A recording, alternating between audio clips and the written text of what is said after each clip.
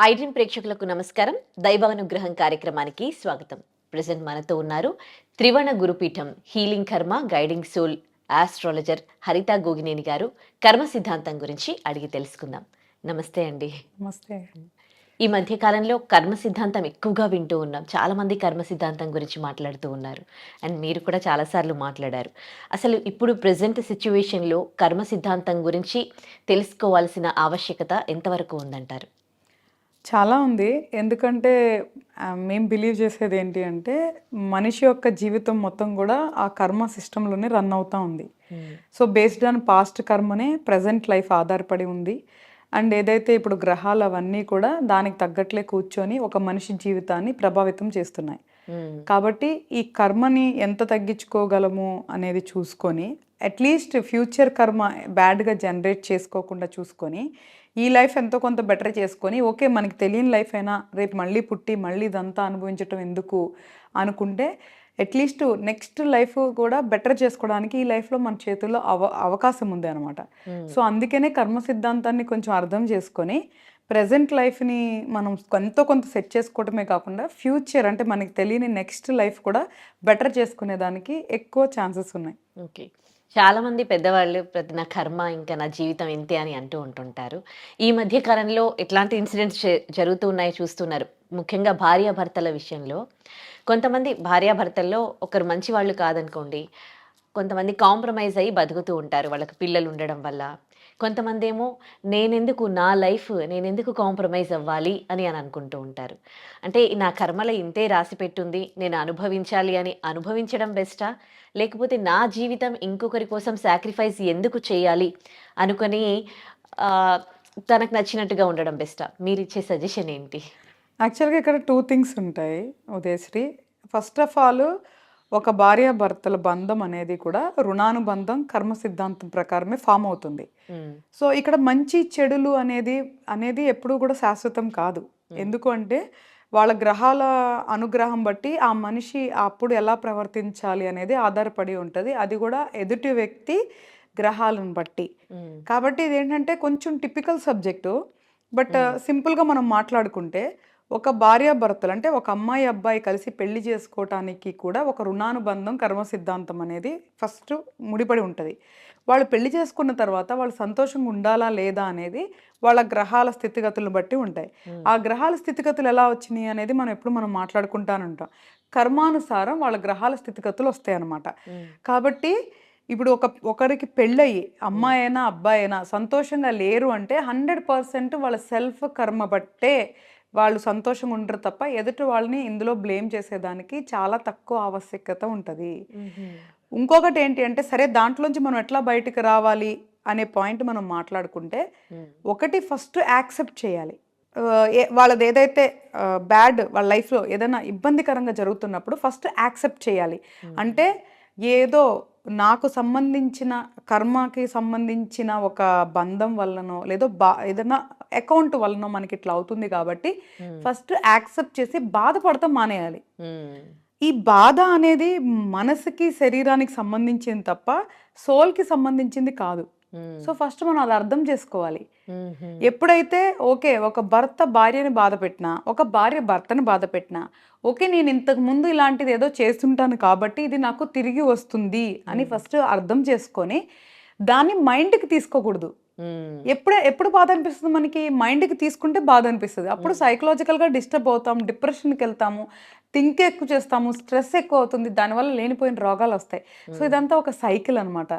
First okay ఇది నేను ఏదో చేయటం వల్ల నాకు వచ్చిన ఒక చెడు కర్మ, లెట్ ఇట్ గో అనే గనక మనం అర్థం చేసుకొని యాక్సెప్ట్ చేయగలిగితే 50% పెయిన్ వెళ్ళిపోతుంది. సో నేను అన్న అహం వల్ల నీకు నొప్పి అనిపిస్తుంది. ఇప్పుడు భర్త భార్యని కానీ భార్య భర్తని కానీ అన్నప్పుడు వాళ్ళు ఎందుకు బాధపడుతున్నారు? నన్నేదో అన్నారు, నేను అనే అహం వల్ల. ఫస్ట్ ఆ నేను అనేది సున్నా చేసుకున్నప్పుడు ఎదుటి వ్యక్తి ఏమన్నా కూడా అహం అనేది ట్రిగర్ అవ్వదు, ఇగో అనేవి రావు. అప్పుడు ఎంతో కొంత కూడా మెంటల్ ప్రెషర్ కానీ ఈ పెయిన్ అనేది కూడా ఉండదన్నమాట. సో ఫస్ట్ కర్మ సిద్ధాంతం దగ్గరికి వెళ్ళి మనం కర్మను తగ్గించుకోవాలి అంటే ఫస్ట్ మనల్ని మనం జయించాలి. సో మన అహాన్ని మనం జయించాలి. సో మన ఇగో ట్రిగర్ అవ్వకుండా మనం బ్యాలెన్స్ చేసుకోవాలి. తల్లిదండ్రులు బంధం ఎట్లాగో భార్యాభర్తల బంధం కూడా అలాగే అనేది మనం అర్థం చేసుకోవాలి. ఎలాగ తల్లిదండ్రులు తిడుతుంటే పిల్లలు కొన్నిసార్లు పడతారో, గౌరవానికో ప్రేమకు వదిలేస్తారో, భార్యాభర్తలు కూడా ఎంతో కొంత అలాగా అర్థం చేసుకొని ఒకళ్ళనొకళ్ళు ఓకే కూర్చొని మాట్లాడుకోవాలి. First of all before sacrifice, నువ్వు అడిగినట్లు బిఫోర్ సాక్రిఫైస్కి వెళ్ళే ముందే కూర్చొని మాట్లాడుకోవాలి. నువ్వు ఇలా అంటే నేను బాధపడుతున్నా, నాలో ఏమన్నా తప్పులు ఉన్నాయా, నువ్వు ఇలా మాట్లాడటానికి నేనేమన్నా చేశానా? సో మన ఇద్దరం ఒకళ్ళనొకళ్ళు అలా అనుకోకుండా ఉండి క్వాలిటీగా బతకాలంటే ఏం చేయాలి అని మాట్లాడుకోవాలి. ఎంతమంది అలా మాట్లాడతారు చెప్పు? నన్ను అనేసారు అంతే, ఇగో తీసేసుకొని నలుగురికి చెప్పేసుకొని తిట్టేసుకొని మళ్ళీ 2 రోజులు అయిపోతే కలిసిపోయి మళ్ళీ 4 రోజులు అయితే తిట్టుకొని ఇట్లాగా వెరీ క్వాలిటీ లేకుండా ఉండే బదులు కూర్చొని మాట్లాడుకుంటే 90% సమస్యలకి పరిష్కారం ఉంటుంది. నువ్వెంత నేనింత అని ఈగోస్కి వెళ్ళిపోతే సమస్యలకి పరిష్కారం రాదు. కాబట్టి ఎస్, నువ్వు అడిగినట్లు భార్యాభర్తలు కానీ ఎనీ బంధంలో కానీ సమస్యలు వస్తానికి మొదటి కారణం చెడు కర్మకి సంబంధించిన రుణానుబంధానికి సంబంధించిన తాలూకా లెక్కలు. దానికి అనుగుణంగా కూర్చున్నప్పుడు గ్రహాల స్థితిగతులు. సో ఆ గ్రహాలు వచ్చినప్పుడే వాటికి సంబంధించినవన్నీ కూడా ట్రిగర్ అవుతూ ఉంటాయి. మనుషుల్ని మనం క్షమించటం నేర్చుకోవాలి. మనకున్న సిచ్యువేషన్ని అర్థం చేసుకొని అంగీకరించడం నేర్చుకోవాలి. సో దాని తర్వాత పరిష్కారం దగ్గరికి వెళ్ళాలి. కలిసి ఉండటమా విడిపోవటమా అనేది కూడా మనం అనుకున్నంత మాత్రాన జరగవు. కానీ మనము రిగ్రెట్స్ లేకుండా మన ప్రయత్నం మనం జెన్యూన్గా చేయాలి. ఎందుకంటే అట్లీస్ట్ ఫ్యూచర్లో ఆ బంధం ఉన్నా ఉండకపోయినా రేపెప్పుడు కూడా దాని తాలూకా బాధలు ఉండకూడదు. అరే ఆ రోజు నేను ప్రయత్నిస్తే బాగుండేదేమో, మనం ప్రయత్నించలేదు, ఇట్లాంటివి లేకుండా మనకి అట్లీస్ట్ మనకి మనం బాధపడకుండా ఫ్యూచర్లో మనం జెన్యూన్గా 100% ప్రయత్నం చేయాలి నిలబెట్టుకోవడానికి. ఓకే, మీరంటే కర్మ సిద్ధాంతం గురించి తెలుసుకున్నారు, మొత్తం అంత ప్లెజెంట్గా ఉండగలరు. కానీ హ్యూమన్ నేచర్ ఏంటి, ఏదైనా చిన్నది ఏమైనా జరిగినప్పుడు మనసు అనేది ఫీల్ అవుతుంది, హర్ట్ అవుతుంది, బాధపడుతుంది, ఏడుస్తుంది. ఇన్ని ఎమోషన్స్ని కంట్రోల్ చేసుకోవడము సామాన్య మనుషులతో అయ్యే పనేనా? తప్పకుండా అవుతుంది శ్రీ. ఎందుకంటే నేను కూడా చాలా సామాన్యురాలిని. నేను ఒక నార్మల్ కుటుంబంలోనే పుట్టాను. ఇప్పుడు నాకు కొన్ని మేబీ ఏదైనా డెవోషనల్ స్పిరిచువల్ కానీ ఒక శక్తి రీచ్ అవటానికి కూడా నేను అతి సామాన్యుడు చేసే ప్రయాణం కంటే కూడా చాలా పెయిన్ఫుల్ జర్నీ చేశాను. ప్రతి దాంట్లో నేను అర్థం చేసుకున్నాను, ప్రతిదీ నేను యాక్సెప్ట్ చేశాను, దాని నుంచి ఓవర్కమ్ అయ్యాను. సో నాకు అప్పుడు కనీసం చెప్పేవాళ్ళు లేరు, కర్మ గురించి ఎక్స్ప్లెయిన్ చేసే వాళ్ళు లేరు, ఒక గురువు లేరు, ఒక సపోర్ట్ కూడా లేరు. అలాగ నేనే ఒక అతి సామాన్యురాలని ఎంత జర్నీ చేసినప్పుడు anybody can do in this world. ప్రతి ఒక్కళ్ళు కూడా కర్మ సిద్ధాంతాన్ని అర్థం చేసుకొని ఓవర్కమ్ అవ్వచ్చు. మేబీ నాకు తొందరగా అర్థమై ఉండొచ్చు, కొంతమంది కొంచెం లేట్గా అర్థం అవ్వచ్చు. కానీ అర్థం చేసుకోవటం అయితే మాత్రం కష్టమైన విషయం కాదు. దాని నుంచి బయటికి రావటం కూడా కష్టమైన విషయం కాదు, ప్రయత్నిస్తే. అయితే ఒక ప్రయత్నించాలి. నువ్వు అన్నట్లు ఓవర్ నైట్ అవ్వవు. కొంతమందికి ఒక రోజు పడితే, కొంతమందికి నెల పట్టొచ్చు, కొంతమందికి సంవత్సరం పట్టొచ్చు. కానీ ప్రయత్నిస్తే మాత్రం ఫలితాలు తప్పకుండా ఉంటాయి అన్నమాట. ఓకే, అంటే కర్మ సిద్ధాంతానికి సంబంధించి ఏమైనా బుక్స్ చదవాలా? ఇప్పుడు మీలాంటి వాళ్ళు చాలా మంది మాట్లాడుతూ ఉన్నారు. ఇప్పుడు చెప్పారు మీరు మంచి మంచి మాటలు, మనిషిని క్షమించడం లాంటివి చేయాలి, ఇలా ఉండాలి, అలా ఉండాలి అని. విన్నంత మాత్రాన మారిపోతారా? లేకపోతే దానికి సంబంధించి ఏమైనా బుక్స్ లాంటివి చదివితే వాళ్ళని వాళ్ళు మార్చుకోవడానికి ఉంటుందా? అంటే బుక్స్ చదివినా వీడియోస్ చూసినా ఇన్స్టెంట్గా ఒక ఎనర్జీ వస్తుంది. ఎప్పుడైతే కనెక్ట్ అవుతారో వాళ్ళకి సెన్స్ అనిపిస్తుందో, సెన్సిబుల్గా అంటే మనం చెప్పేది వాళ్ళకి ఓకే కరెక్టే కదా అని అనిపిస్తుందో ఇన్స్టెంట్ ఎనర్జీ వస్తుంది. కాకపోతే దాన్ని సస్టైన్ చేయరు. సో పుస్తకాలు చదివినా వీడియోలు చూసినా సస్టైన్ చేయాలి. అంటే వాళ్ళు దృఢమైన నిర్ణయం తీసుకోవాలి. ఎస్, నేను నా కర్మని ఓవర్కమ్ అవ్వాలి, నేను నా ఎమోషన్స్ని ఓవర్కమ్ అవ్వాలి. సో ఈ బంధాలు ఇవన్నీ కూడా నన్ను బాధించకుండా నన్ను నేను స్ట్రాంగ్గా చేసుకోవాలని వాళ్ళు ఒక దృఢ సంకల్పం పెట్టుకోవాలి. దానికి సంబంధించిన కసరత్తు చేయాలి, చేస్తేనే వస్తుంది. సో సెల్ఫ్ ఎఫర్ట్స్ అంటే స్వయంగా వాళ్ళు చాలా ఎఫర్ట్స్ పెట్టాలి కంపల్సరిగా. ఎందుకంటే అంత ఈజీ కాదు. ఒక ఒక మార్పు అనేది మనిషిలో అంత సులువుగా రాదు. హ్మ్. అండ్ రెండోది ఆల్రెడీ ఒక పక్కన కర్మ ఉంటది. ఒక పక్కన గ్రహాలు కాపు కాస్తూ ఉంటాయి. మన మైండ్‌ని ఈజీగా మౌల్డ్ అవ్వకుండా. ఆటిలన్నిటిని అధిగమించి మారటం అనేది కష్టమైన విషయమే. కానీ ప్రయత్నించాలి. హ్మ్. అవుతదా లేదా అన్న ఆలోచన వచ్చిందంటే అదే ఫస్ట్ ఫెయిల్యూర్.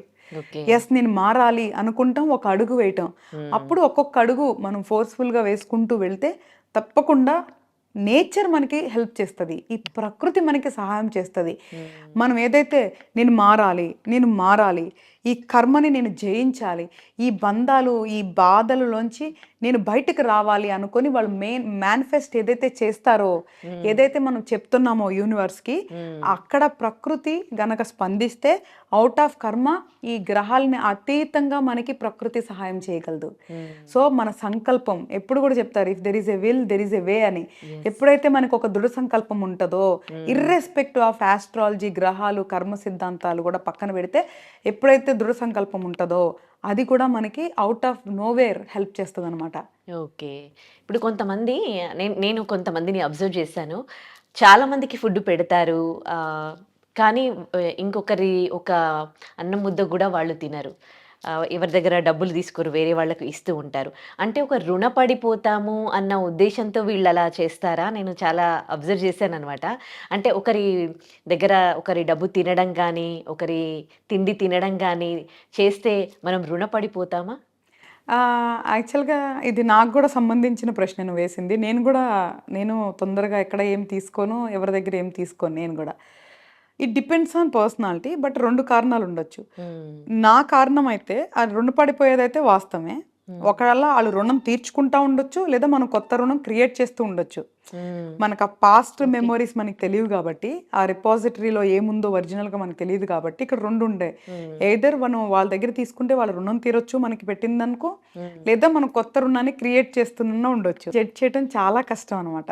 ఓకే. ఇంకొకటేంటి అంటే, ఇప్పుడు ఫర్ ఎగ్జాంపుల్ నాకే అనుకుంటే, నేను చిన్నప్పుడు, వెరీ చిన్నప్పుడు మా ఊర్లో, నేను చాలా పల్లెటూరులో పుట్టి పెరిగాను. Hmm. So, very middle class or below middle క్లాస్‌లో పెరిగిన ఓకే. అమ్మాయిని. హ్మ్. గొడవలు ఆడుకుంటా ఉండేవాళ్ళు కదా! హ్మ్. గొడవలు ఆడుకున్నప్పుడు నేను చూస్తే, నువ్వు నాతో ఇప్పుడు గొడవ ఆడుతుంటే వాళ్ళేమంటారంటే, నేను నీకప్పుడు అది చేసినా, నీకిప్పుడు ఇది హ్మ్. పెట్టినా. హ్మ్. ఓకే. ఆళ్ళసలు ఎందుకు గొడవ ఆడుకుంటున్నారో పక్కన పెడితే, నాకవి కామన్‌గా అనిపిచ్చేది. ఎప్పుడైనా సరే నేను తర్వాత కూడా చాలా చూసాను. నా ఫ్రెండ్స్ గానీ, వేరే గానీ, ఈవెన్ నేను గానీ ఏదన్నా డిస్టర్బెన్స్ వచ్చినప్పుడు, "అరే! మనం వీళ్ళకి ఇంత చూస్తే మనల్ని ఇట్లా అంటున్నారే, మనం ఇంత పెడితే ఇంత అంటున్నారే." సో, నేను అప్పుడు గొడవలో చూసింది, మాట్లాడింది, నేను అట్లా చూసుకుంటే నువ్వు ఇట్లా చేసినావు, నువ్వు అట్లా పెడితే ఇట్లా పెట్టావు అనేది చూసాననమాట. హ్మ్. సో, అప్పుడు అనుకున్నా, ఓహో! ఏదైనా తేడా వచ్చినప్పుడు ఫస్ట్ మనకేం పెట్టారో మాట్లాడతారు కాబట్టి, అసలు మనం ఎవరి దగ్గర ఏం తీసుకోకూడదు. సో, ఏదన్నా డిఫరెన్స్ వచ్చిన రోజు కూడా ఎవరు నన్ను నీకది పెట్టా, అది చేశా అని అనకూడదు. అంటే మేబీ అది నా సెల్ఫ్ రెస్పెక్ట్ అనుకోవచ్చు, ఇంకోటి అనుకోవచ్చు. అట్లా నేను అనిపించుకోకూడదు. ఎప్పుడైనా నేను ఇచ్చే చెయ్యి ఉండాలి తప్ప తీసుకునే చెయ్యి ఉండకూడదని నేను చిన్నప్పుడే నేను డిసైడ్ అయ్యాననమాట.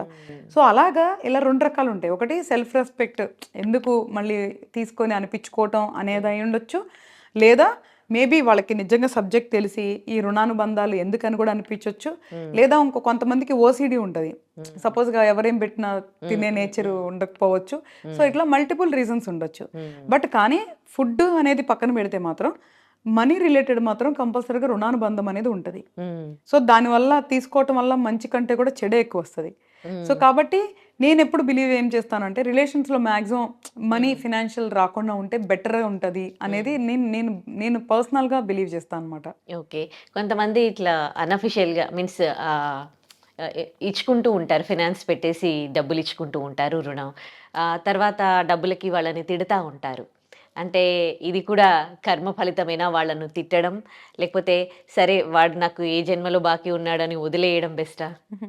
అంటే ఇక్కడ ఒకటి నేనేమంటానంటే, ప్రతి కేటగరీలో కూడా మనం ప్రయత్నించడం మన బాధ్యత. హ్మ్. నేనేది కూడా కర్మ మీద వదిలేసి, ఇంకొక మీద వదిలేసి, వదిలేయమని ఎప్పుడు నేను చెప్పను. హ్మ్. అర్థం చేసుకోమంటాను, యాక్సెప్ట్ చేయమంటాను, మళ్ళీ ప్రయత్నించమంటాను. మంచిగా ప్రయత్నించడంలో ఎప్పుడూ తప్పు లేదు. హ్మ్. ఎందుకు ప్రయత్నించాలి అంటే, ఒకటి అది మన బాధ్యత ప్రయత్నించటం. రెండోది మనకి రిగ్రెట్స్ ఉండకూడదు. హ్మ్. రేపేదన్నా మనం లూజ్ సైడ్ ఉన్నా గూడా, మనకి రిగ్రెట్స్ ఉండొద్దు. మానసికంగా ఓకే నేను ప్రయత్నించాను, నా తప్పు లేదు అన్న ఒక సాటిస్ఫాక్షన్ అన్నా ఉండాలి. కాబట్టి ప్రయత్నించాలి. ఇక్కడ సపోజ్గా ఇంతకుముందు కూడా అదే మనం ఏం మాట్లాడుకుంటున్నాము, ఈ డబ్బులు తీసుకున్న వాళ్ళు ఇవ్వకపోతే ఇక్కడ 2 రకాలు. మీరు చెప్పినట్లు వడ్డీకి ఇచ్చేవాళ్ళు, లేదు అంటే నార్మల్గా ఫ్రెండ్షిప్ కొద్దీ ఇచ్చేవాళ్ళు ఉంటారు. సో రకరకాలు ఉంటాయి మనీ ట్రాన్సాక్షన్స్ అనేది. మనం తిట్టుకోవటం వల్ల అయితే ఏం రాదు. ఆ నెగిటివిటీ ఎవరినైతే మనం తిట్టుకుంటాం ఇక్కడే ఉంటుంది. అండ్ రెండోది, వాళ్ళు బాగుండాలని కోరుకొని మన డబ్బులు మనం తీసుకోవటం అనేది ఫస్ట్ మంచి ఆలోచన. అంతే తప్ప వాళ్ళు నాశనం అయిపోవాలి, నా డబ్బులు తీసుకున్నారు ఇవ్వలేదు అనేది మాత్రం చెడు ఆలోచన. నువ్వు డబ్బులు ఇచ్చి, నువ్వు చాలా సార్లు అంటారు మంచికి పోయి చెడు తెచ్చుకున్నారు అంటారు. ఇది అలాగే అనమాట. నువ్వు డబ్బులు ఇచ్చి వాళ్ళు ఇవ్వకపోగా నువ్వు మానసిక క్షోభ అనుభవిస్తూ, అంటే అది కూడా నీది one of the part of కర్మ. సో నువ్వు మానసిక క్షోభ అనుభవిస్తూ మళ్ళీ వాళ్ళని తిట్టి, అంటే మళ్ళీ చెడు కర్మను తెచ్చుకుంటూ ఇంత పెద్ద లూప్లో మళ్ళీ కొత్తగా పడిపోతున్నాం. సో ఫస్ట్ ఆఫ్ ఆల్ ఇచ్చే ముందే మనకి ఒక క్లారిటీ ఉండాలి. అసలుకి మనం డబ్బులు ఇచ్చే ముందు ఒకవేళ వడ్డీ కానీ సెక్యూరిటీ ఉంటే సెక్యూరిటీ చేసుకోండి. ఒకవేళ వాడు డబ్బు ఇవ్వకపోయినా ఏదైనా ఒక వస్తువో లేదు అంటే ఒక ప్రాపర్టీయో ఏదో ఒక రకంగా మనకి రికవరీ మోడ్ చూసుకొని ఫస్ట్ ఇవ్వటం, వడ్డీకైనా ఎనీథింగ్ ఇచ్చుకుంటే బెటర్. మాట వరుసకి నమ్మకానికి ఇచ్చినప్పుడు మాత్రం ప్రిపేర్డ్గా ఉండండి ఏమి జరిగినా అనేది. అలా నువ్వు తీసుకోగలిగినప్పుడే ఇవ్వాలి తప్ప అనవసరంగా ఇచ్చి మనం పోగొట్టుకున్నామని బాధ, వాళ్ళు తీసుకున్నారని ద్వేషం, ఇదంతా కూడా మానసికంగా ఒక వెరీ బ్యాడ్ లూప్ అనమాట. సో ఆ లూప్లోకి పడకూడదు. కాబట్టి ఇచ్చేటప్పుడే సెక్యూరిటీ చూసుకొని ఇవ్వండి. లేదా ఒకవేళ మీకు సెక్యూర్డ్ కాకుండా నాన్ సెక్యూర్డ్ లోన్ ఇచ్చినప్పుడు నమ్మకంతో పాజిటివ్గా ఉండండి. వాళ్ళు బాగుంటారు, మనకి ఇస్తారు అన్న ఒక పాజిటివ్నెస్తో ఉండండి తప్ప వాళ్ళు ఇవ్వరు, వాళ్ళు అలాంటి వాళ్ళు ఇలాంటి వాళ్ళు, అలా అయిపోవాలి ఇలా అయిపోవాలి అంటే your manifesting negativity in the nature. Okay. So వాళ్ళు ఏంటి అనేది పక్కన పెడితే నువ్వు అనుకుంటున్నావు కాబట్టి ఇదే పదే పదే అనుకునేది కూడా నిజమై తిరిగి వస్తుంది. సో మన థాట్ ప్రాసెస్ ఎప్పుడు కూడా పాజిటివ్గా ఉండాలి. అదే ఈవెన్ సీక్రెట్ బుక్ అని మనకి చెప్తుంది. Very very one of the famous book అనమాట. దాని తర్వాత చాలా బుక్స్ వచ్చాయి. అంటే మన విల్ పవర్ యొక్క శక్తి, మనం మేనిఫెస్ట్ చేసేది యూనివర్స్లో ఎలా తిరిగి వస్తుంది అనే దాని గురించి చాలా డీటెయిల్గా రాసింది అనమాట. సో అలాగా నేనేమంటాను అంటే అక్కడ ఏం జరుగుతుందో పక్కన పెడితే యాజ్ పర్ కర్మ, యాజ్ పర్ ఇది నేచర్ కూడా ఒకటి ఉంటుంది మనల్ని వాచ్ చేస్తూ. సో దాన్ని కూడా మైండ్లో పెట్టుకోవాలి. కాబట్టి పాజిటివ్ మైండ్లో ఉండాలి. Okay. Either you give as a secured loan, సేఫ్టీగా నీ డబ్బుకి నువ్వు సెక్యూర్ చేసుకొని ఇవ్వు. లేదా వేరేగా ఇచ్చినప్పుడు ఒక నమ్మకంతో పాజిటివ్గా మంచిగా ప్రయత్నించు. సో వాళ్ళు బాగుంటారు, నా డబ్బులు నాకు తిరిగిస్తారు అన్న పాజిటివిటీ కూడా తిరిగి వస్తుంది. సరే అంతా ప్రయత్నించావు, ఓకే తిట్టావో బతిమలాడావో అన్ని ప్రయత్నించావు రాలేదు అంటే 100% నీ కర్మానుసారం, నీ రుణానుబంధానుసారం అది జరిగింది అనేది అర్థం చేసుకోవాలి. కానీ ప్రయత్నించకుండా వదిలేమని మాత్రం నేను చెప్పను. ఓకే. పాపం పుణ్యం అని మాట్లాడుతూ ఉంటాం కదా. అంటే దొంగతనం చేస్తే, అంటే నేను సినిమాలో అదే మన అపరిచితుడు సినిమాలో చూసిన విషయం ఏంటంటే, అంటే ఇలాంటి పాపాలు చేస్తే ఇలాంటి కర్మలు అనుభవించాలి అని. అంటే దొంగతనం చేసినా కానీ, ఇతరుల్ని మోసం చేసినా కానీ, అంటే ఆ పాపంలాగా వెంటాడుతుంది అని అంటారు కదా. నిజంగానే అంటే ఇలాంటి మోసాలు చేసిన వాళ్ళకి ఇలాంటి పాపాలు తగులుతాయా? తప్పకుండా. ఈ ప్రపంచంలో ఎవ్వరు ఏదైతే ఎగెనెస్ట్ ధర్మ అంటే ఎగెనెస్ట్ లా ఏదైతే చేస్తారో అది తప్పకుండా తిరిగి వస్తుంది. అది ఇమీడియట్గా వస్తుందా, కొంచెం లేట్గా వస్తుందా, ఈ జన్మలో వస్తుందా, మరు జన్మలో వస్తుందా, మనుషులు మనం నిర్ణయించలేము. అది కార్మిక్ సిస్టంలో ఎలాగా రాసి ఉంటుందో, ఎలాగా రన్ అయ్యేదో అలా జరుగుతుంది. మనం ఇక్కడ కూర్చొని చూస్తూ అదేంటి వాళ్ళు బాగానే ఉన్నారుగా, బాగానే తిరుగుతున్నారు కదా అనుకుంటాం. బట్ కానీ అలా కాదు. మనం అనుకున్నట్లు కార్మిక్ సిస్టమ్ పనిచేయదు. దాని సిస్టంలో లెక్కల ప్రకారమే అది పనిచేస్తుంది. కాబట్టి కంపల్సరిగా ఏదైతే ఇప్పుడు ఒక మానభంగం కానీ, ఒక మర్డర్ కానీ, లేదా ఒక దొంగతనం కానీ, ఇలాగ మనుషుల్ని బాధించేది కానీ, ఒక ఫౌల్ లాంగ్వేజ్ కానీ, ఒక అబ్యూస్ చేయటం కానీ, ఇట్లాంటి ప్రతి ఒక్కటి కూడా అధర్మమే. అంటే మనకి తెలిసి తప్పు చేయటం ప్రతి ఒక్కటి కూడా అధర్మం కిందే వస్తుంది. ఎప్పుడైతే అధర్మం చేస్తారో వాళ్ళకి కర్మ సైకిల్ యాక్టివేట్ అయిపోతుంది. అది ఎప్పుడు యాక్టివేట్ అయ్యి కౌంట్ చేసుకుంటుందో ఒకసారి ఇన్స్టెంట్గా చూపిస్తుంది, ఒకసారి కొంచెం లేట్గా చూపిస్తుంది, లేదా ఇంకా లేటుగా నెక్స్ట్ జన్మ వరకు కూడా పోస్ట్ పోన్ చేస్తుంది. అది దట్ డిపెండ్స్ ఆన్ వాళ్ళకి సంబంధించి ఏదైనా గుడ్ కర్మ ఉందా, లేదా వాళ్ళకి సంబంధించి పూర్వజన్మలోకి సంబంధించిన ఏమైనా మంచి యోగాలు కానీ ఏమైనా సంపాదించారా, అవన్నీ లెక్కలు చూసుకొని అక్కడ ఆ సిస్టంలో డిసైడ్ అవుతాయి అనమాట. కాబట్టి మనం అరే తప్పు చేశాడు వాడు బాగానే తిరుగుతున్నాడుగా అనుకోవడానికి లేదు. సో ఇన్ టైం ఎప్పుడైతే వాళ్ళకి ఏం జరగాలో అది కర్మానుసారం కంపల్సరిగా జరిగిద్ది, ఒకళ్ళు నమ్మినా నమ్మకపోయినా ఇదైతే తథ్యం. రెండోది ఏంటి అంటే మనం చూస్తున్నాం చిన్న చిన్న పిల్లల మీద అఘాయిత్యాలు చేస్తున్నారు. ఒకటి అక్కడ తల్లిదండ్రుల నిర్లక్ష్యం, అంటే నీ చిన్న బిడ్డ ఒకళ్ళ చేతిలోకి వెళ్ళి అంత అయ్యే వరకు మీరు ఏం చేస్తున్నారు? బిడ్డల్ని కాపాడుకోవటం తల్లిదండ్రుల ధర్మం. అలా కాపాడుకోవట్లేదు అంటే అది బాధాకరం. తర్వాత ఆ బిడ్డ కర్మానుసారం పూర్వజన్మ అంటే అలా చేసి ఉండి ఇది అనుభవిస్తున్నారా లేదా ఇది ఫ్రెష్గా అనుభవిస్తున్నారా అని మనం ఇక్కడ కూర్చొని జడ్జ్ చేయలేం. మనం చూడగలిగితేనే వాళ్ళ పూర్వజన్మలు జడ్జ్ చేయగలం, కానీ ఊరికే ఎవరు కూడా ఇక్కడ కూర్చొని జడ్జ్ చేయలేం. మన అజంప్షన్ చెప్తున్నాం, మన సబ్జెక్ట్ ప్రకారం మనకు తెలిసింది షేర్ చేస్తున్నాం అంతే. ఇది ఇందుకే జరుగుతుంది అందుకే జరుగుతుందని నిర్ధారించట్లేదు, జరిగి ఉండొచ్చు అని మన నాలెడ్జ్ ప్రకారం చెప్తున్నాం. ఎవడైతే తప్పు చేస్తున్నాడో వాడు ఇప్పుడు అనుభవిస్తాడా శిక్ష, మళ్ళీ అలాగా వాడు కూడా పుట్టి అనుభవిస్తాడా ఆ పెయిన్ అనేది కార్మిక్ ఏదైతే మన లా ఉందో వాళ్ళు డిసైడ్ చేస్తారు. బీయింగ్ ఏ మనం హ్యూమన్ మనం డిసైడ్ చేయలేం. కాబట్టి పాప పుణ్యాలు అనేది లెక్కించబడతాయి, ఆ లెక్కలు తీర్చబడతాయి.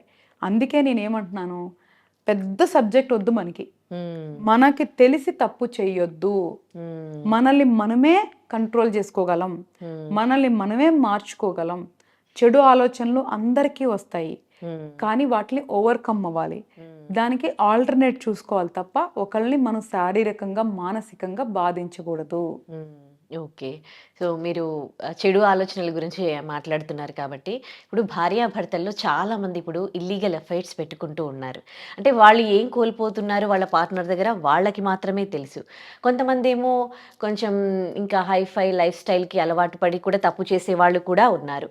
సో ఇది అంటే ఈ ఈ ఈ జనరేషన్‌లో చాలా ఎక్కువగా మనము ఈ ఇల్లీగల్ అఫైర్స్ అనేవి చూడడం జరుగుతుంది. వీటిని మీరు ఎట్లా చూస్తారు? ఇది కూడా అంటే కర్మ సిద్ధాంతమేనా లేకపోతే ఏంటి? యాక్చువల్గా శ్రీ ఈరోజు చూస్తున్నామని కాదు, ఈరోజు because of the social media ఇవన్నీ బయటికి తొందరగా స్ప్రెడ్ అయిపోతున్నాయి. ఈరోజు రేపు కెమెరా పెట్టుకొని వీడియోలు తీయటం ఒక ఫ్యాషన్ అయిపోయింది. అంటే అది పర్సనల్ లైఫ్లో అయినా పబ్లిక్లో అయినా కూడా అందుకని బయటకు వస్తున్నాయి తప్ప ఇల్లీగల్ రిలేషన్స్ అనేది ఇప్పుడని కాదు. నేను చిన్నప్పుడు మా ఊర్లో కూడా నేను అట్లాంటి చాలా నేను విట్నెస్ చేస్తున్నాను. మన గతంలో కానీ పురాణాల్లో కానీ అట్లాంటి బోల్డ్ అని ఉన్నాయి. ఈ రోజు అనేది కాదు, ఎప్పటి నుంచో జరుగుతున్నాయి. బట్ ఈరోజు సోషల్ మీడియా ద్వారా ప్రతి ఒక్కళ్ళ మొబైల్ ఉండటం వల్ల అదొక సరదా అయిపోయింది కాబట్టి అందరూ వీడియోస్ తీసి బయట పెడుతున్నారు.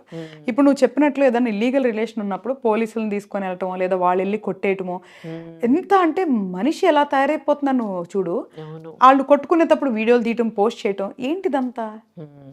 ఫస్ట్ అసలు రిలేషన్స్ని ఎలాగ మనం బ్యాలెన్స్ చేసుకోవాలి అని అర్థం చేసుకోవాలి. ఒకళ్ళ రిలేషన్ దారి తప్పుతుంది అంటే దాన్ని సరి చేసుకోవడానికి ప్రయత్నించాలి.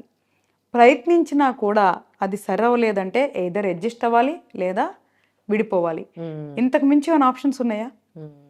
రోడ్ల మీద పడి కొట్టుకోవటం కానీ, నలుగురిలో నవ్వులు పాలైపోవటం కానీ, సోషల్ మీడియాలో ట్రెండ్ అవటం కానీ, ఇదంతా కూడా ఇది చెడుకి, అంటే మన యొక్క అభివృద్ధి చెడు వైపు మాత్రమే వెళ్తుందని ఖచ్చితంగా చెప్పొచ్చు. జనాలు కూడా ఎట్లా అయిపోయారంటే ఎదుటి వాళ్ళ జీవితంలో ఏం జరుగుతుందని నా క్యూరియాసిటీ పెరిగిపోయింది. దీనివల్ల సైకలాజికల్గా చాలా ఇష్యూస్ వస్తాయి. ఇప్పుడు బయట వాళ్ళ జీవితంలో ఏం జరిగిందని చూస్తూ వాళ్ళ జీవితాల గురించి మర్చిపోతున్నారు.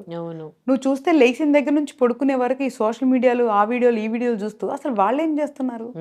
అన్ని జన్మల్లో కల్లా మానవ జన్మ చాలా గొప్ప జన్మ. ఎందుకంటే జీవరాశులన్నిటిలో కూడా మానవుడు మాత్రమే తన మేధస్సుని తన శరీరాన్ని వాడుకొని ఏదైనా చేయగలడు. కాబట్టి మనిషి జన్మ ఎత్తినప్పుడే ఫస్ట్ దాన్ని రెస్పెక్ట్ చేయాలి. సో ఈ జన్మలో ఏం చెయ్యాలి అని చిన్నప్పటి నుంచి మనం ఒక క్లారిటీతో ప్రయాణం చేయాలి. సింపుల్గా మనకి నచ్చినట్లు బతికి చచ్చిపోదామన్నా తప్పులేదు, లేదు కొన్ని అద్భుతాలు సృష్టిద్దామన్నా తప్పులేదు. మనము ఈ శరీరంలో ఉన్నప్పుడే చాలా చాలా చెయ్యొచ్చు. ఫస్ట్ అది అర్థం చేసుకొని దాని మీద ఫోకస్ చేయకుండా ఉదయం లేచినప్పటి నుంచి ఎవరేం చేస్తున్నారు, ఎవరేం తిట్టుకుంటున్నారు, ఎవరేం కొట్టుకుంటున్నారు అన్న క్యూరియాసిటీ ఫస్ట్ మనిషిలో తగ్గాలి. సో ఫస్ట్ సోషల్ డీటాక్స్ అనేది ప్రతి మనిషి అలవరుచుకోవాలి. తర్వాత కమింగ్ టు ఇల్లీగల్ రిలేషన్స్ అసలు ఎందుకు వస్తున్నాయి అంటే అవగాహన లేక, అర్థం చేసుకోలేక. ఇప్పుడు నేను ఏదైతే చెప్పానో చిన్నప్పటి నుంచే మనం ఎందుకు పుట్టాము, అసలు మనం ఎలా బతకాలి అనే క్లారిటీ ఉంటే ఒక రిలేషన్కి వెళ్ళేసరికి మనకు ఒక అర్థం చేసుకొని ఉంటాం కాబట్టి మనకి ఏం కావాలి అనేది ఒక అవగాహన ఉంటుంది. ఎందుకు పెళ్లి చేసుకుంటున్నాం అనేది ఒక ఆలోచన ఉండాలి. అంటే ఆ అవసరానికి పెళ్లి చేసుకుంటున్నాం అంటే either physical are mental needs కోసం పెళ్లి చేసుకుంటున్నాం. సో చేసుకుంటున్నప్పుడు ఏంటి ఎక్స్పెక్టేషన్స్ పెట్టుకుంటున్నాము అనేది కూర్చొని ఫస్టే ఒకరికొకరు సెట్ చేసుకోవాలి. ఇది నా మెంటాలిటీ, నేను కొంచెం సున్నితమైన మనసు ఉంది నాకు, లేదా నాకు కొంచెం హార్డ్ మెంటాలిటీ ఉంటుంది, నేను ఇలా పట్టించుకుంటాను, ఇలా పట్టించుకో, నేను ఇలా చేస్తాను, ఇలా చేయను, ఒకరికొకరు కూర్చొని ఓకే ఈ మనిషి ఇలా ఉంటాడు అని యాక్సెప్ట్ చేసి దానికి ఇష్టమైతే నువ్వు ప్రయాణం చేయాలి. మనం ఏమి ఎక్స్పెక్ట్ చేస్తామంటే ఎదుటి మనిషి మన కోసం మనకి నచ్చినట్లు మారిపోవాలనుకుంటాం. అది జరగదు ప్రాక్టికల్గా. మనమే ఒకరికొకరం భార్యాభర్తలు ఏం చేయాలంటే ఒకరిని ఒకరు వాళ్ళ పర్సనాలిటీని యాక్సెప్ట్ చేయాలి. ఎక్స్పెక్టేషన్స్ లో పెట్టుకోవాలి. ఉన్న టైంలో సంతోషంగా ఉండాలి. ఒకరికి ఒకరు ఏం చేయగలరో వితౌట్ ఎక్స్పెక్టేషన్ అన్కండిషనల్గా ఉండాలి. మనది ఎట్లా అయిపోతుందంటే మ్యారేజ్ అంటేనే ఒక ఎక్స్పెక్టేషన్ బౌండరీ, డే 1 నుంచి ఒక ఎక్స్పెక్టేషన్ బౌండరీ ఉండిపోతుంది. అలాంటి పెట్టుకోకుండా చాలా స్మూత్గా జర్నీ అవటానికి కూర్చొని ప్రాపర్గా మాట్లాడుకోవాలి.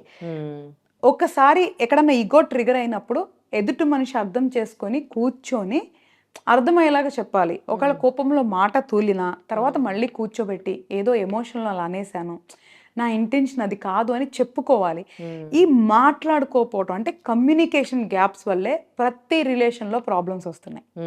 కాబట్టి ఫస్ట్ కమ్యూనికేషన్ అంటే మాట్లాడుకోవాలి.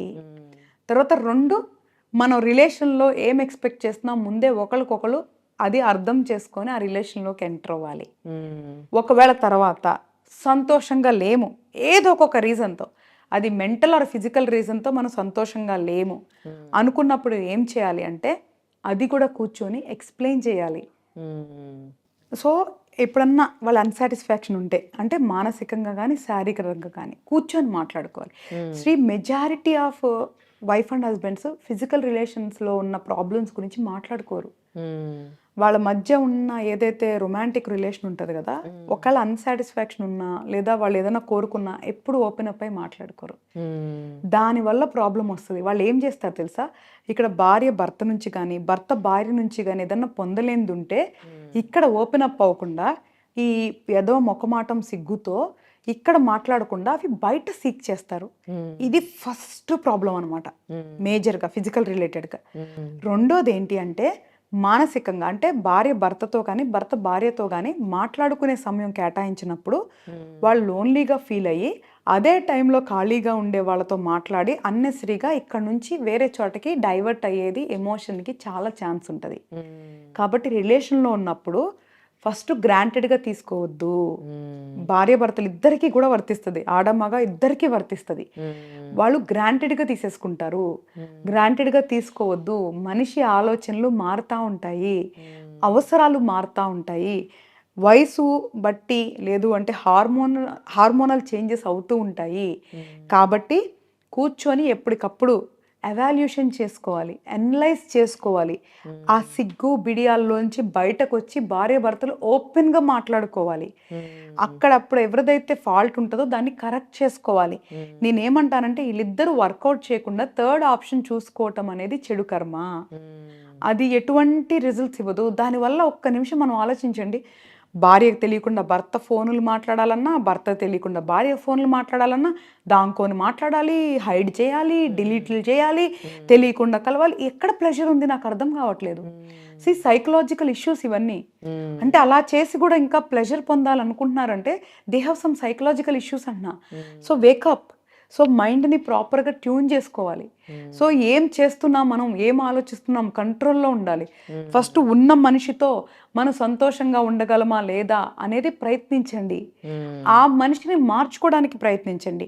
అప్పటికి వర్కౌట్ అవ్వలేదా గౌరవంగా కూర్చొని చెప్పండి. నిజంగా దమ్ము ధైర్యంగా అప్పుడు మీరు ఇక్కడ వదిలేసి వేరే చోట మొదలు పెట్టుకోండి. అంతే తప్ప ఒక మనిషిని మోసం చేస్తూ ఇంకొక మనిషితో ఉండటం అనేది చాలా పెద్ద చెడు కర్మ. కాబట్టి అలాంటి పనులు చేయొద్దు. నలుగురిలోకి వెళ్ళి నవ్వులు పాలవ్వద్దు. ఇట్లా పబ్లిక్లో వీడియోస్ షేర్ చేయొద్దు. ఇంకొకటి ఏంటి అంటే ఇప్పుడు ఇలాగ ఇల్లీగల్ రిలేషన్ బయటకు వచ్చినప్పుడు సపోజ్గా ఒక అబ్బాయి ఒక అమ్మాయితో ఉన్నాడు. మనం రీసెంట్గా చాలా వీడియోస్ చూస్తున్నాం. ఆ భార్య వెళ్ళిపోయి అమ్మాయిని కొడుతూ ఉంటుంది. ఏంటి అసలు చెప్పు నువ్వు అది? అవకాశం ఇచ్చింది నీ భర్త. నీకు అవును. చేతనైతే నీ భర్తను కంట్రోల్లో పెట్టుకో, కరెక్ట్. లేదా తీసుకెళ్లి వాడిని కొట్టుకో, లేదంటే ఆ అబ్బాయి మీద కంప్లైంట్ పెట్టుకో. నువ్వు వేరే చోటకెళ్ళే అధికారం నీకు లేదు. యాజ్ పర్ లా కూడా వేరే చోటకెళ్ళే అధికారం నీకు లేదు. ఏ లాలో కూడా, ఏ ప్రజాస్వామ్యంలో కూడా నీ భర్త తప్పు చేస్తే నువ్వు ఆ ప్లేస్కి వెళ్ళి వాళ్ళ మీద మానసికంగా కానీ శారీరకంగా కానీ దూషించే అధికారం నీకు లేదు. యాజ్ పర్ లా కూడా లేదు. You can enquiry with any lawyer. వాళ్ళకి ఏ హక్కు ఉందంటే వాళ్ళ భర్త కానీ భార్య కానీ చీటింగ్ చేస్తే దానికి ఆధారాలు సబ్మిట్ చేసి లా ప్రకారం వాళ్ళు విడిపోవటమో కలిసి ఉండటమో చేసుకోవచ్చు తప్ప, కలిసి ఉండాలి అంటే లాలో ఉండదు. కాబట్టి అది పెద్ద మనుషుల మధ్య కూర్చోబెట్టి అన్అఫిషియల్గా మాట్లాడుకొని చేసుకోవాలి తప్ప నువ్వు వెళ్ళిపోయి డైరెక్ట్గా అటాక్ చేస్తానికి లేదు. ఈ రోజు అమ్మాయి మీద అటాక్ చేస్తావు, రేపు ఇంకో అమ్మాయి వచ్చింది చేస్తావా, తర్వాత ఇంకో అమ్మాయి వచ్చి చేస్తావా? అసలకి దారి తప్పిన నీ భార్య నీ భర్తను కంట్రోల్ పెట్టుకోకుండా అవతల మీద వేరే వాళ్ళ దగ్గరికి వెళ్ళి దాడి చేయటం ఏంటి? అలా మనం ఎన్నోసార్లు చూసాం. నేను కూడా చిన్న చిన్న వీడియోస్ చూసా. కారులో ఒక అమ్మాయి అబ్బాయి కూర్చొని ఉంటే భర్త వెళ్ళిపోయి ఆ అబ్బాయిని అమ్మాయిని దారుణంగా కర్రలతో కొట్టేస్తున్నారు.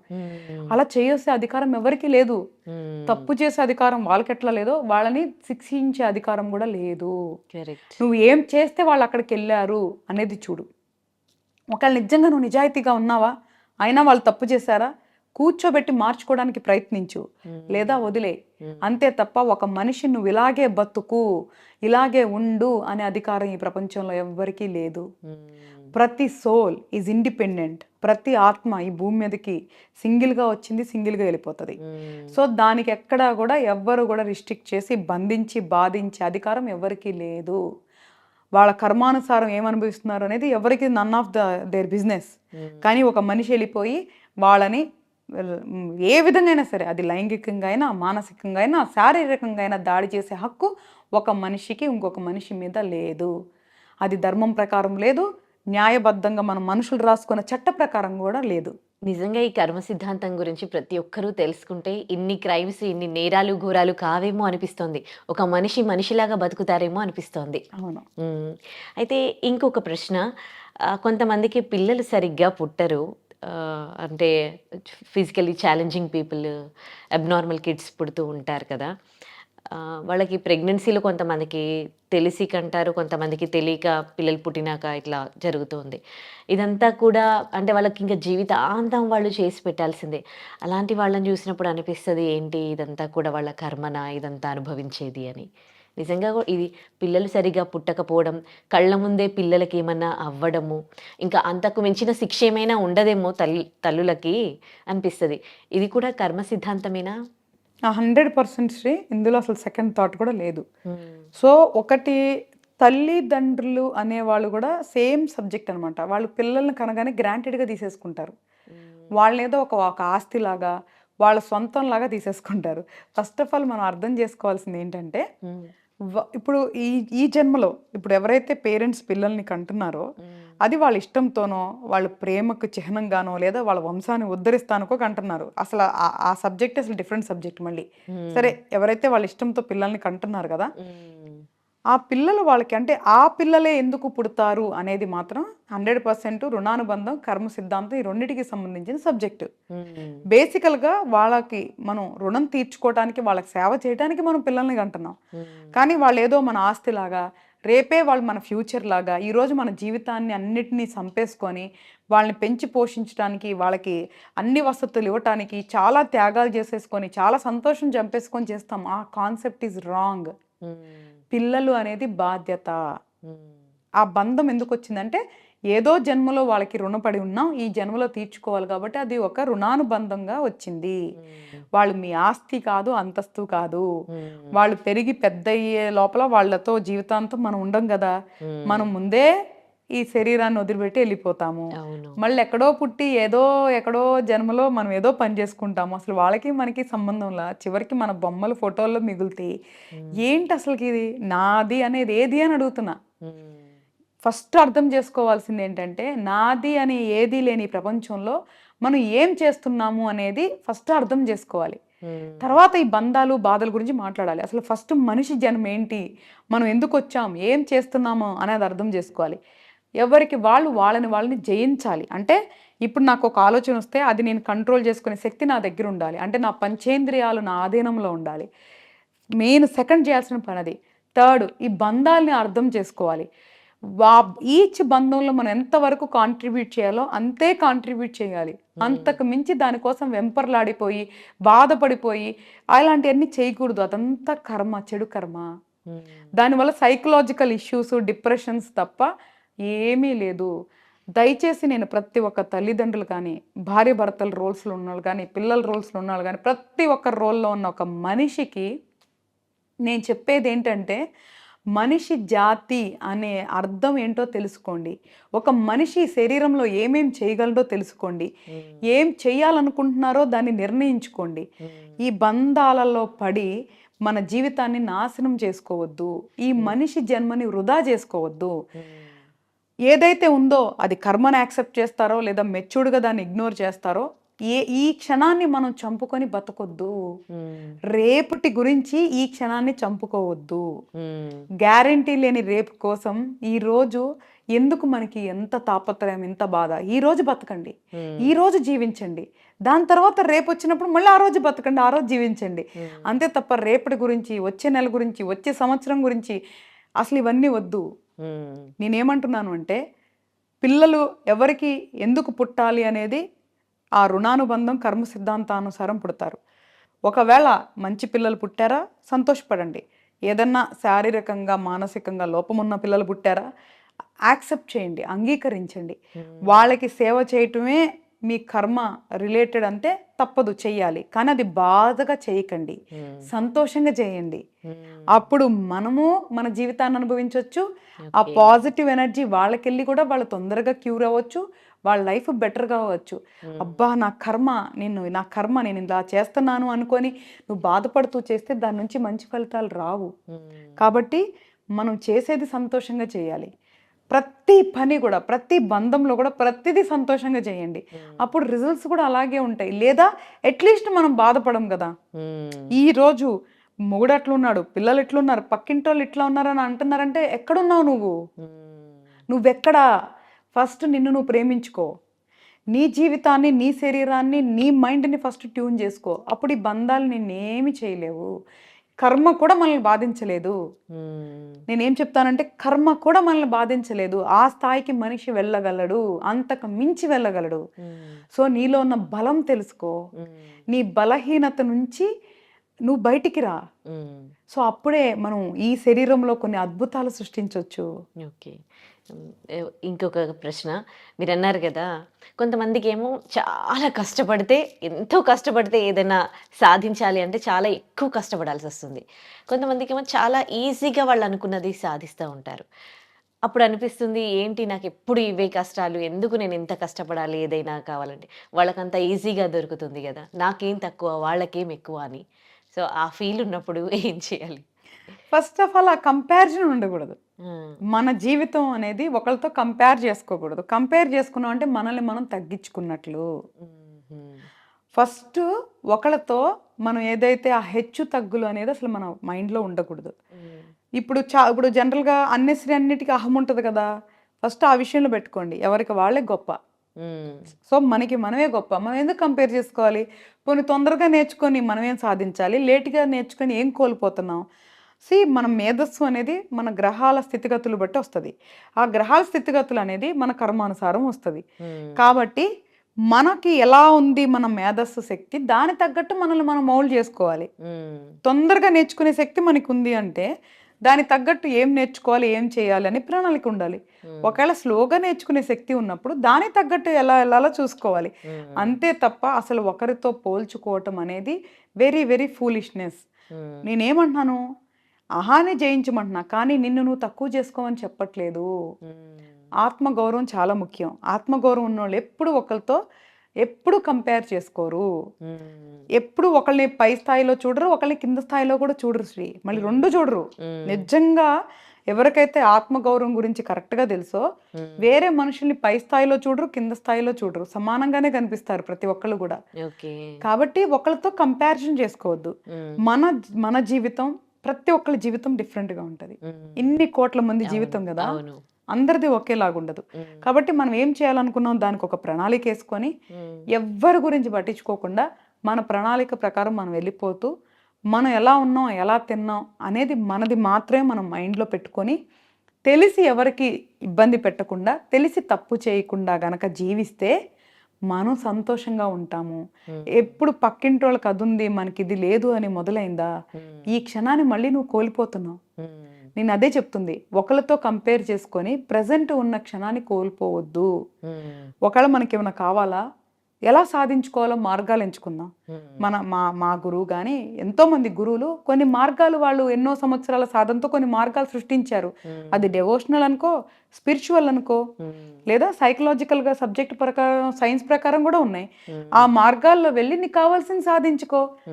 మెడిటేషన్ చేయి. ఇందాక నువ్వు అన్నావు శ్రీ, ఎలాగ మైండ్ని మనుషుల్ని అధిగమిస్తారు అంటే మంత్ర సాధన వల్ల చేయొచ్చు, మెడిటేషన్ వల్ల కూడా చేయొచ్చు. నువ్వు యోగా చేయి, ధ్యానం చేయి, ప్రాణాయామం చేయి, అవన్నీ మనకి ఉన్నాయి కదా. సబ్జెక్ట్ మంచి సబ్జెక్ట్ ఉంది కదా. అప్పుడు మైండ్ కంట్రోల్లో పెట్టుకునే పద్ధతులు అలవర్చుకో, మంత్రం ద్వారా పనులు సాధించుకో. సో అలాంటివి చేయమంటున్నా నేను. ఈ మనుషుల్ని కంపేర్ చేసుకుంటావేంటి? బియాండ్ వెళ్ళు. మనిషి ఎట్లాగో నీతో ఈక్వలే. వాడు బంగ్లాల్లో ఉన్నా గుడిసెలో ఉన్న మనిషి అనేవాడు ఈక్వల్. వాడు మనిషే by end of the day. ఈ హెచ్చు తక్కువలని మనం క్రియేట్ చేసుకుంటున్నాం. కాబట్టి నీకేం కావాలో ఆ మార్గంలో వెళ్ళి సాధించుకో. వాళ్ళ గురించి మనకెందుకు? సరే నీకు ఈజీగా రాలేదా? నువ్వు అన్నట్లు కష్టం అనేంటి, నీకు ఇష్టపడి చేయి. కష్టం అనే పదం ఎందుకు వస్తుంది? మార్నింగ్ లెగటం కష్టం కొంతమందికి. ఇష్టమైతే లేకపోతే లేకు. మాకు లెగటం నీకు అవసరం అనుకుంటే లేగు, అది ఇష్టంతో లేగు. వర్క్ చేస్తే నీకు డబ్బులు వస్తాయి, ఇష్టంతో పని చేయి. ఒకరితో మాట్లాడితే నీకు పని అవుతుంది, ఇష్టంతో చేయి. ఒకరితో ఉంటే నీకు నీ బాధ్యత, ఉండు ఇష్టంతో. సో ప్రతిదీ ఇష్టంతో చేయి. కష్టం అనేది ఎందుకు వస్తుంది? రాని మాకు అట్లాంటి మన డిక్షనరీలో రానియొద్దు. నీ జీవితాన్ని నువ్వు మార్చుకోలేనప్పుడు ఇంక ఏం చేస్తావు నువ్వు? అసలు ఇంకా ఎందుకు నీకు మనిషి జన్మ ఎందుకు?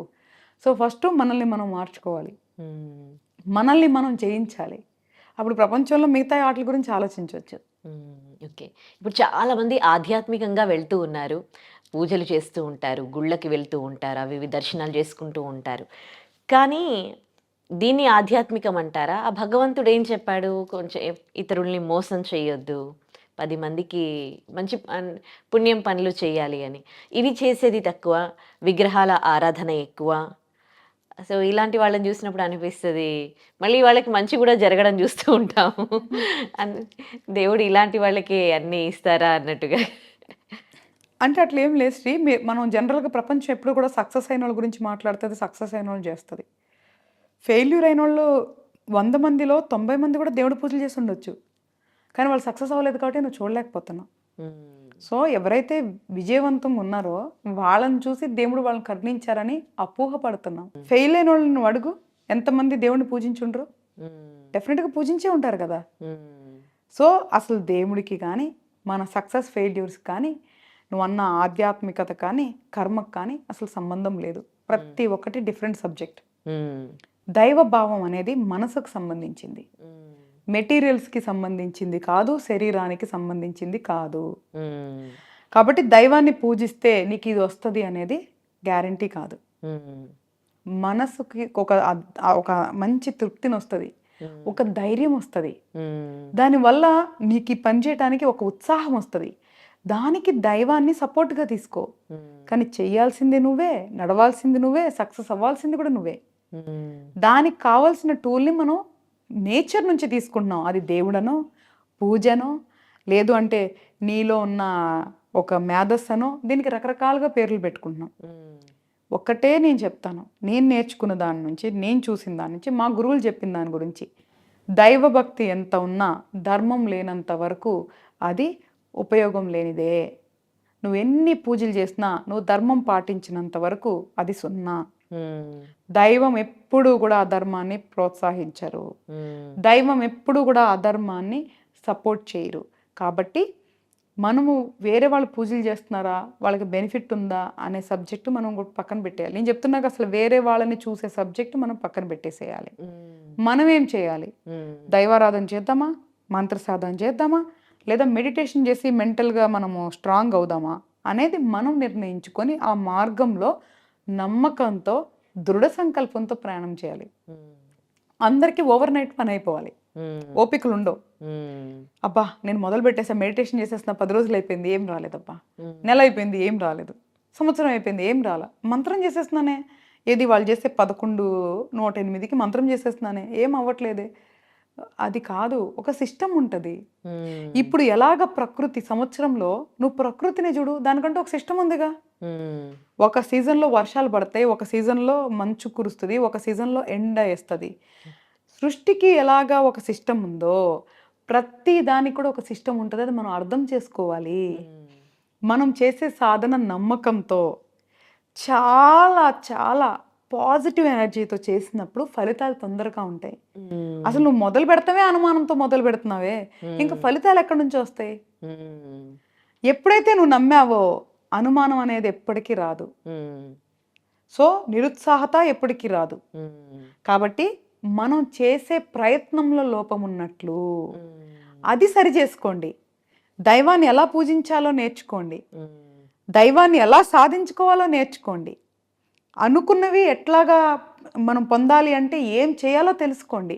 అవన్నీ తెలియకుండా మనం అది చేసాం ఇది చేసాం అనుకుంటా అంటే మన సెల్ఫ్ సాటిస్ఫాక్షన్ కోసం మాట్లాడుతున్నాం. చాలా మంది కూడా రిలేషన్స్లో వాళ్ళు నిజంగా ఎఫర్ట్స్ పెట్టరు. నేను అది చేసా ఇది చేసా నలుగురు చెప్పుకుంటారు తృప్తి పడటానికి. వాళ్ళు నిజంగా అవన్నీ చేయరు. వాళ్ళ సాటిస్ఫాక్షన్ కోసం చెప్పుకుంటారు, ఎదుటోడు చేసింది చెప్పరు. నేను అది చేసా ఇది చేసా అని చెప్తారు. అది తప్పు అంటున్నా.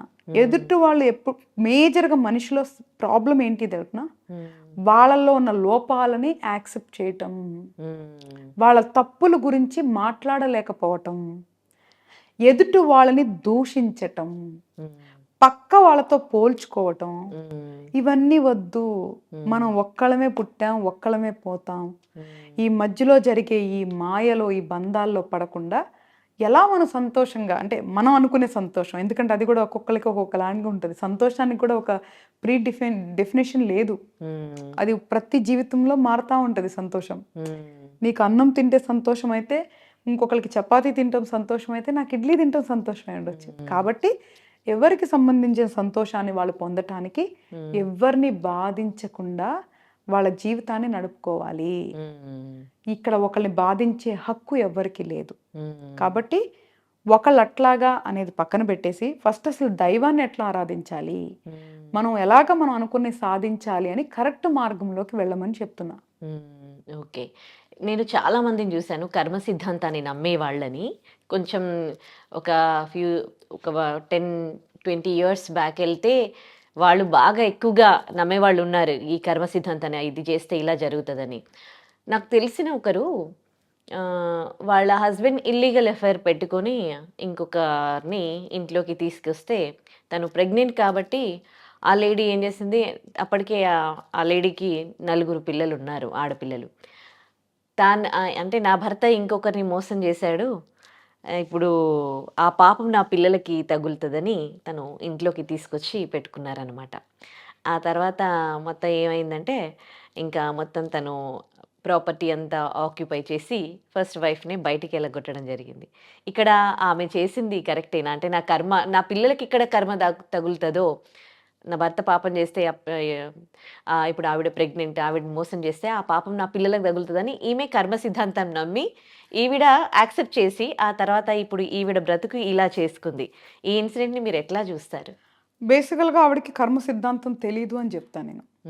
ఎందుకంటే నేను కర్మ సిద్ధాంతం డెప్త్ వెళ్ళే కొద్దిగా చాలా కన్ఫ్యూజన్ ఉంటుంది. But on the layer, on the top చూద్దాం. ఈ 4 పిల్లలు వీళ్ళిద్దరు భార్యాభర్తలకి సంబంధించిన వాళ్ళు. తల్లిదండ్రులు చేసిన పాపాలు పిల్లలకు వస్తాయని మనం నమ్ముతున్నాం కదా. ఆల్రెడీ ఆయన చేసేసాడు. ఎక్కడ చేశాడు? వేరే అమ్మాయి విషయంలో కాదు, తన భార్యను మోసం చేసి వేరే అమ్మాయితో ఉంటా ఆల్రెడీ భార్యకి మోసం చేసి ఆల్రెడీ కర్మ సిద్ధాంతాన్ని బ్రేక్ చేసి తప్పు చేసేసాడు. అంటే ఈ అమ్మాయి ఎవరైతే ఫస్ట్ భార్య ఉందో ఈ అమ్మాయిని యాక్సెప్ట్ చేసినా చేయకపోయినా ఆ అకౌంట్ అనేది పిల్లలకి వెళ్ళాల్సిందే కదా, వాళ్ళ భర్తకు కూడా వెళ్ళాల్సిందే కదా, దాన్ని నువ్వు తప్పించలేవు. రెండోది, ఆ అమ్మాయికి చెప్పి చేశాడా చెప్పి చేయలేదా నీకెలా తెలుసు? ఒకవేళ ఈ సెకండ్ ఉన్న అమ్మాయి ఫస్ట్ ఆల్రెడీ ఆయనకి భార్య ఉందని తెలిసి ఆయనతో రిలేషన్లో ఉన్నప్పుడు ఆ అమ్మాయికి కర్మ సిద్ధాంతం ఎలా వర్తిస్తుంది? ఆ అమ్మాయి ఇష్టపడి వెళ్ళినప్పుడు ఆ అమ్మాయికి డెఫినెట్గా మోసం కింద రాదు. ఇష్టపడే తన బంధంలోకి వెళ్ళింది అంటే అవును. అవును. అప్పుడు కర్మ సిద్ధాంతం ఎక్కడ అప్లై అవ్వదు ఆ అమ్మాయికి. హ్మ్. ఆ అమ్మాయిని ఇంట్లోకి తీసుకొచ్చాడు వితౌట్ పర్మిషను. ఒక ఒక సంసారంలోకి తీసుకొచ్చాడు అంటే మళ్ళీ రెండో కర్మని ట్రిగ్గర్ చేశాడు. హ్మ్. అంటే ఆల్రెడీ ఆయన ఒక తప్పు చేసేసినప్పుడు ఇక్కడ పర్మిషన్ లేకుండా ఒక భార్యను నమ్మించి మనసా వాచా కర్మణ నీతో ఉంటాను అని ఎన్నో వాగ్దానాలు చేసి శాస్త్రబద్ధంగా పెళ్లి చేసుకున్న భార్యని మోసం చేసి తప్పు చేశాడు. ఆ భార్య పర్మిషన్ లేకుండా ఇంకొక అమ్మాయితో ఉండి తప్పు చేశాడు. ఆ అమ్మాయి ప్రెగ్నెంట్ చేసి తప్పు చేశాడు. ఆ అమ్మాయిని ఇంట్లోకి తీసుకొచ్చి తప్పు చేశాడు. అంటే ఆయన ఆల్రెడీ చెడు కర్మని గెయిన్ చేసేసుకున్నాడు. హ్మ్. ఓకే. ఇప్పుడు ఈవిడికి వీళ్ళ పిల్లలకి దాని నుంచి వచ్చినా లేకపోయినా ఆల్రెడీ అకౌంటబుల్ అది. హ్మ్. ఇప్పుడు ఈ అమ్మాయిని తీసుకొచ్చినప్పుడు ఈవిడ ఏం చేయాలి? మీరన్నట్లు ఒకవేళ యాక్సెప్ట్ చేసి అందరూ కలిసి సంతోషంగా ఉండాలి అనుకొని మాట్లాడుకొని జాగ్రత్త పడి యాక్సెప్ట్ చేసినప్పుడు తప్పు లేదు. హ్మ్. లేదు తను యాక్సెప్ట్ చేయకుండా నేను నా పిల్లలు విడిగా ఉంటాము.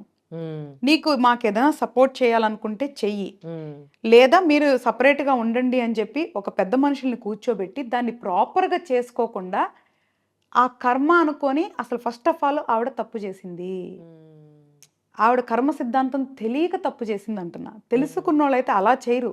హ్మ్. అప్పుడు లీగల్‌గానో లేదా పెద్ద మనుషుల్ని కూర్చోబెట్టి, ఇలా ఒక మనిషి మా జీవితంలోకొచ్చింది కాబట్టి, ఈవిడ నిజంగా పిల్లల గురించి ఆలోచించిందయితే, ఆళ్ళ పిల్లల్ని సెక్యూర్ చేసే పద్ధతుల్లో తను వెళ్ళకుండా, తన సొంత నిర్ణయం తీసుకొని తప్పు చేసింది. హ్మ్. అది 100% తప్పుతనం.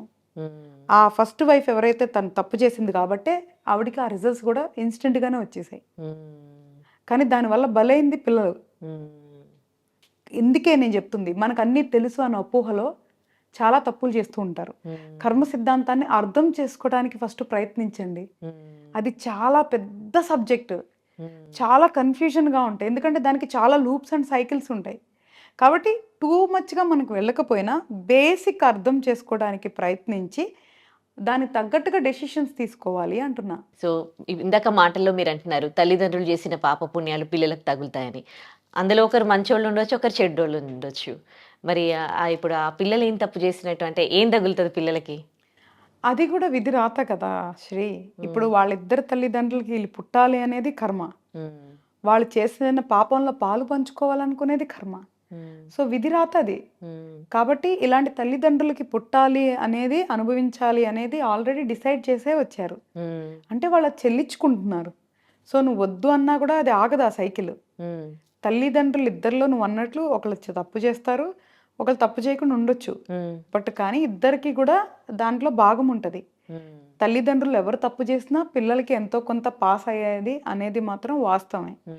ఎందుకంటే ఇప్పుడు నేనే చూస్తే మనం కొన్ని చార్ట్స్ ఉంటాయి. అవి మనకి అద్భుతమైన ఉదాహరణ అనమాట. హ్మ్. కాలసర్పదోషం అని ఉంటది. హ్మ్. ఎలాగ మనకి ఈ డయాబెటిక్ అని కొన్ని ఎట్లాగా హెరిడిటీ అని మనం చెప్తున్నాం గదా! హ్మ్. వంశపారంపర్యంగా హ్మ్. వస్తాయని హ్మ్. చెప్తున్నాం గదా! అవును. అవును. ఇప్పుడు మరి నాకు సంబంధం లేదు రావద్దు అంటే ఆగట్లేదు గదా! అవును. వస్తున్నాయి కదా సైంటిఫిక్‌గా అవును. గూడా. హ్మ్. అలాగే ఆస్ట్రాలజీ ప్రకారం గూడా కాలసర్పదోషం, సర్పదోషం, పితృదోషం అనేవి తరతరాలుగా వస్తాయి. హ్మ్. సో, కాలసర్పదోషం ఉన్న చార్ట్‌లో అంతకు ముందెళ్ళినా, దాని తర్వాతెళ్ళినా గూడా అది క్యారీ ఫార్వర్డ్ అయ్యేది మనకొక ఆధారం గూడా ఉంది. హుహుహు. సో, అవి కొన్ని అలాగా హెరిడిటరీ దోషాలుంటాయి. సో, హ్మ్. ఆ దోషాలు రాటానికి కూడా పుట్టుంటది. ఎట్లాగంటే ఇది కూడా చాలా పెద్ద సబ్జెక్ట్ అనమాట. ఈ హ్మ్. తల్లిదండ్రులు, పిల్లలనేది కూడా చాలా పెద్ద సబ్జెక్టు. ఈ ఈ సిస్టమ్‌ని క్రియేట్ చేసిన మేధావులు, దేవుళ్ళు ఎవరో గాని హ్మ్. It is very tough to understand. But హ్మ్. కానీ సింపుల్‌గా ఉండాలి అంటే, ఒకళ్ళు దరిద్రం అనుభవించాలి అన్నప్పుడు సరిగ్గా లేని కుటుంబంలో పుడతారు. హ్మ్. ఒకళ్ళు పుట్టుకతోనే అదృష్టం అనుభవించాలనుకుంటున్నప్పుడు ధనికుల కుటుంబంలో పుడతారు. అక్కడ there is a answer. Okay. Based on your karma నువ్వు ఒకళ్ళ కుటుంబంలో పుట్టావు. ఈ తల్లిదండ్రులు విడిపోయేది అనేది కూడా వాళ్ళ జాతకాలు నువ్వు చూస్తే పిల్లల జాతకాలు, తల్లిదండ్రుల జాతకాలు అన్నీ మ్యాప్ అవ్వాలి. హ్మ్. ఎలా మ్యాప్ అవ్వాలి? ఒకవేళ పేరెంట్స్ విడిపోతున్నారు అనేది ఉంటే తల్లిదండ్రుల జాతకంలో కూడా పేరెంట్స్ ప్రేమని కోల్పోతారు. ఎవరో ఒకళ్ళకి దూరం అవుతారనేది ఆల్రెడీ వాళ్ళ దాంట్లో డిఫైన్ చేసి ఉంటది. ఓకే. సో, కాబట్టి ఇవన్నీ కూడా చాలా పెద్ద మ్యాపింగ్ అనమాట. హ్మ్. ఇప్పటికి నేను కూడా చాలా అన్వేషిస్తున్నాను. హ్మ్. So, it is very huge subject. హ్మ్. అది మనం అర్థం చేసుకోలేం కాబట్టి దాని సారాంశం అర్థం చేసుకుందాం. ఓకే. ఒకటే సారాంశం. హ్మ్. మనకి తెలిసి తప్పు చేయకూడదు. హ్మ్. మనకి తెలిసి ఎవరిని మోసం చేయకూడదు. ఎవరిని బాధ పెట్టకూడదు. ఒకళ్ళ సొమ్ము తీసుకునే హక్కు మనకి లేదు. హ్మ్. ఒకళ్ళని శారీరకంగా, మానసికంగా బాధ పెట్టే హక్కు మనకి లేదు.